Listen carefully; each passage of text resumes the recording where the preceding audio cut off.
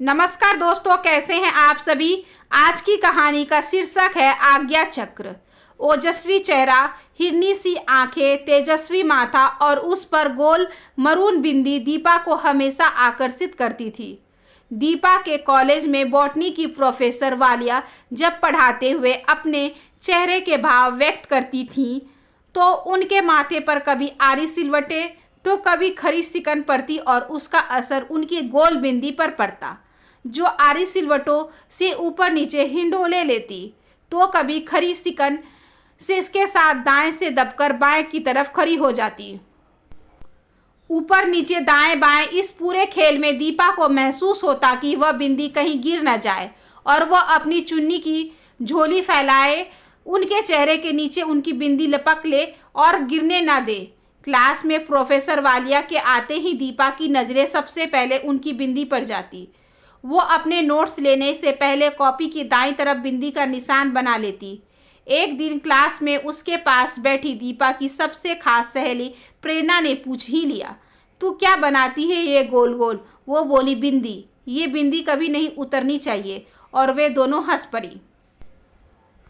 College की पढ़ाई पूरी हुई तो दीपा के माता पिता ने उसका विवाह रचाकर अपना दायित्व पूरा कर दिया। विवाह की खरीदारी में उसने ढेर सारी बिंदियां खरीदी। हर साड़ी के साथ मैचिंग बिंदियां, हरी, नीली, पीली, लाल, बैगनी, उसकी कलेक्शन में सब रंग थे। कोई जगमगाती तो कोई स्टोन वाली, कोई मोती वाली तो कोई दोहरे रंग वाली, कोई गोल तो कोई लंबी तिलक के आकार में, कोई सितारा तो कोई चांद के आकार में। दीपा को तो बाजार में उपलब्ध हर वैरायटी चाहिए थी। प्रेरणा उसके दूजे में इतनी सारी बिंदियां देखकर बोली थी, ओहो, क्या पूरे मोहल्ले में बांटोगी या शहर के नुक्कड़ पर अपनी बिंदियों की दुकान खोलोगी। नहीं नहीं प्रेरणा, पर मैं चाहती हूँ बिंदी कम नहीं होनी चाहिए। पूरा संसार बिंदी में हो, ये लो। और मैं अपनी बिंदी के कार्ड में गुलाबी रंग की बिंदी निकालकर प्रेरणा के माथे पर रख दी। प्रेरणा झल्ला उठी, ना ना, मुझे नहीं लगानी ये बिंदी विंदी। बहन जी लुक देता है और हर समय ध्यान भी आंखों के बीच रहता है, इरिटेशन सा लगता है। ना लाडो ना, ऐसा नहीं कहते। बिंदी तो सुहाग की निशानी होती है और कुंवारी लड़कियों के लिए अच्छे सुहाग की आशा भी। देख, तेरा चेहरा बिंदी लगाते ही कितना दमक उठा है। दीपा की माँ चाय लेकर कमरे में आई और दोनों सहेलियों की बातचीत में दखल देते हुए बोली। और ना जाने क्या सोचकर प्रेरणा ने अपने माथे की बिंदी नहीं हटाई।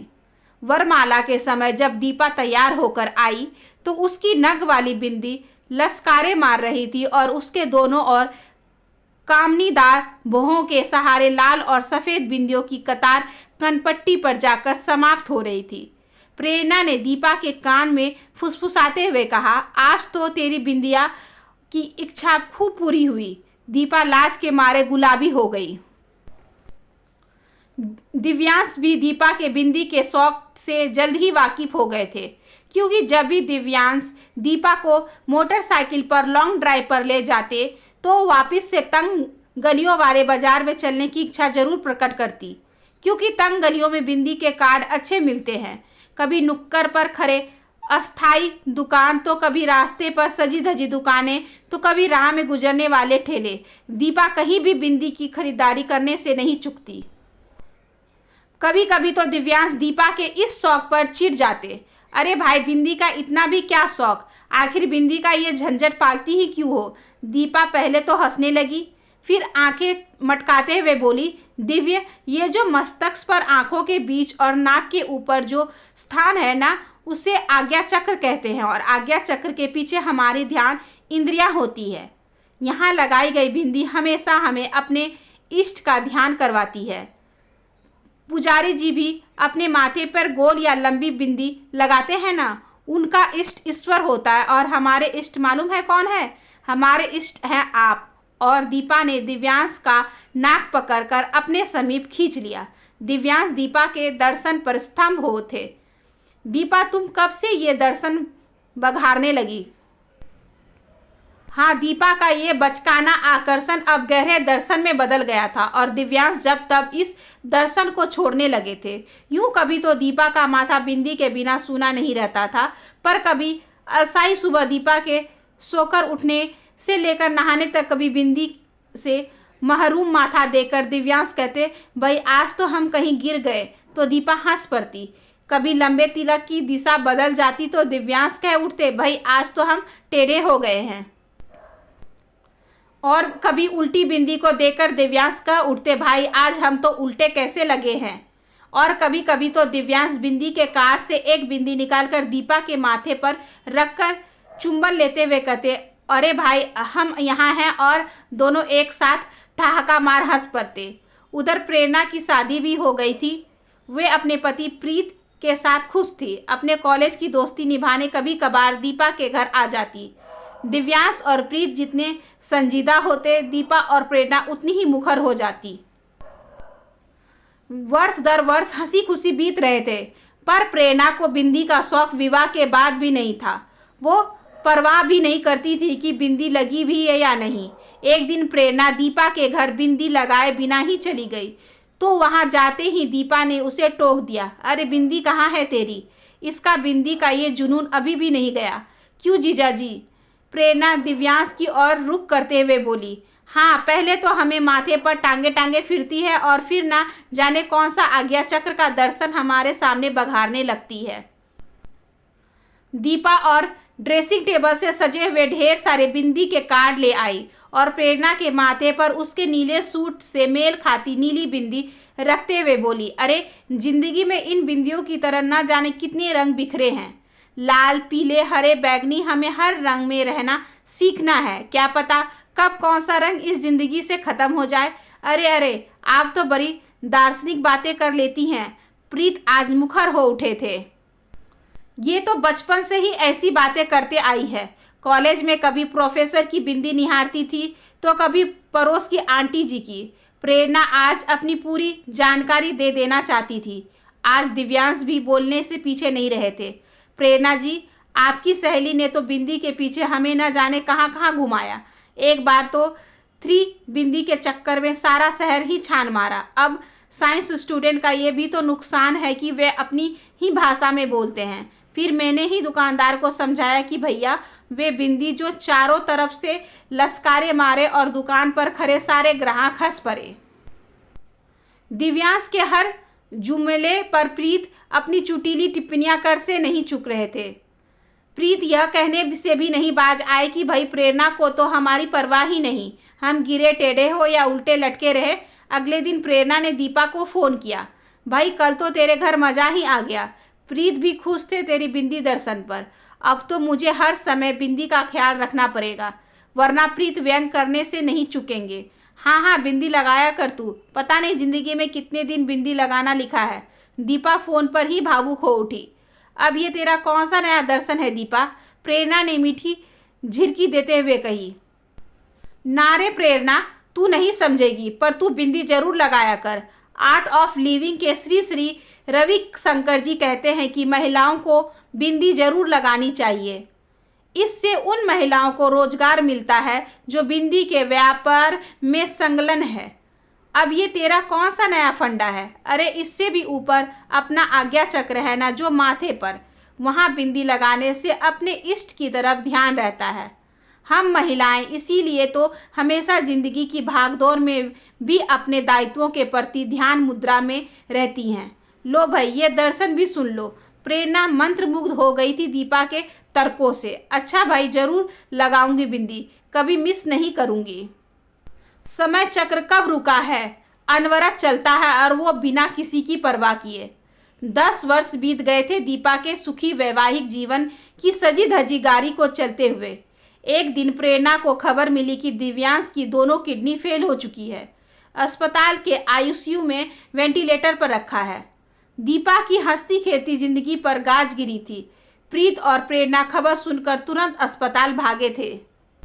दीपा का आंसुओं से तर चेहरा कांच की खिड़की से झांकते दिव्यांश की टूटती जुड़ती सांसों के बीच झूलता शरीर प्रेरणा को उद्वेलित कर रहा था।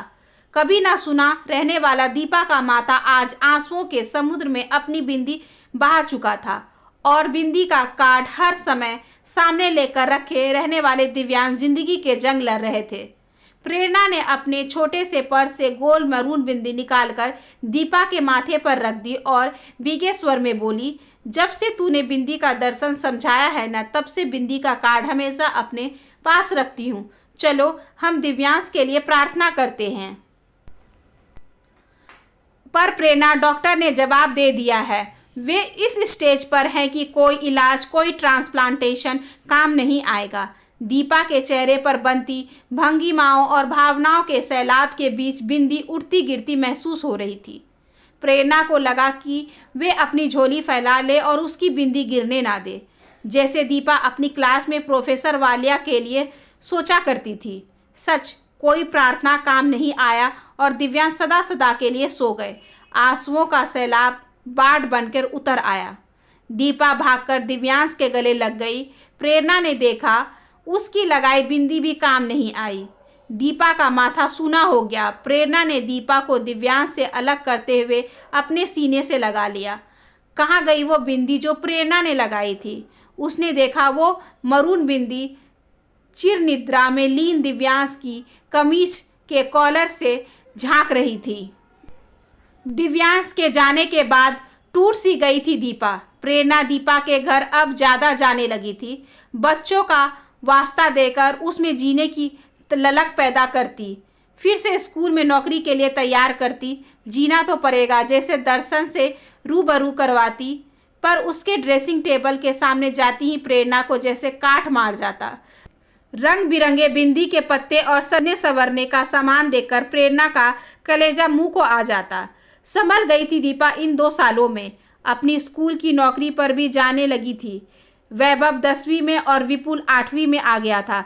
दीपा वैभव के करियर के बारे में सोचती, उसके पापा होते तो जैसा होता वैसा मुझे करके दिखाना है, यही उसके जीवन का उद्देश्य बन गया था। पर प्रेरणा को उसका सूना माथा बेहद खलता।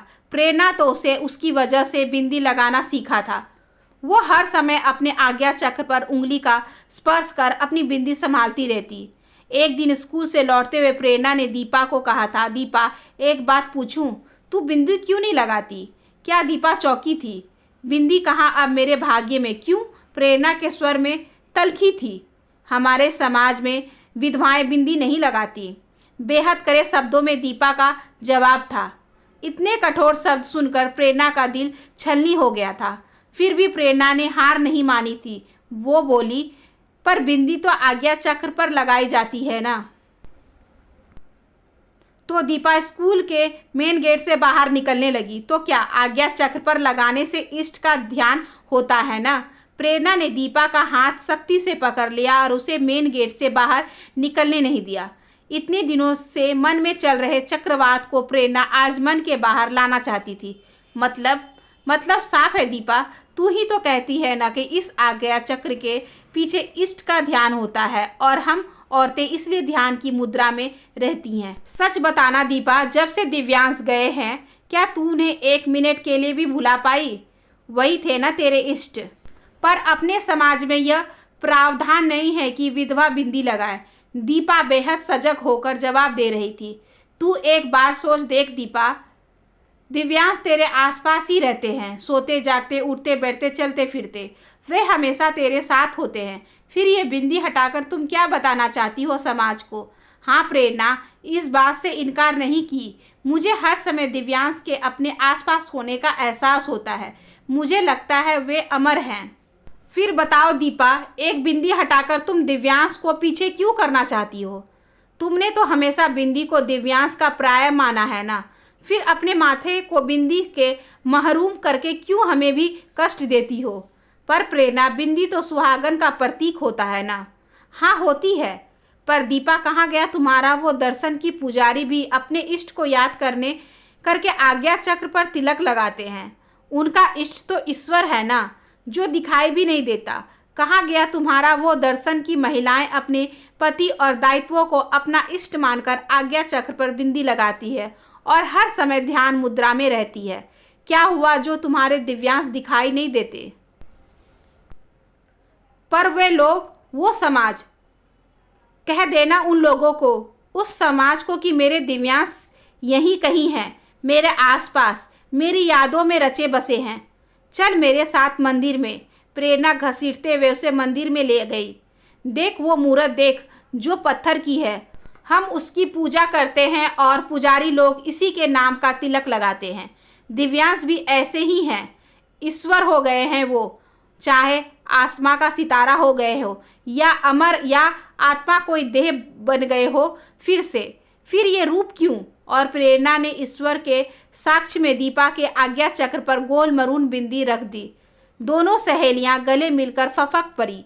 अश्रुधारा के बीच दीपा के चेहरे पर सीमित रेखा थी। आशा करती हूँ कि आज की ये छोटी सी कहानी आपको अच्छी लगी होगी। अगर अच्छी लगी हो तो please like share and subscribe करें हमारे चैनल को, ज़्यादा से ज़्यादा शेयर करें और बेल आइकन को ज़रूर प्रेस कर ले ताकि अगली वीडियोस की नोटिफिकेशन आपके पास सबसे पहले पहुँचे। धन्यवाद।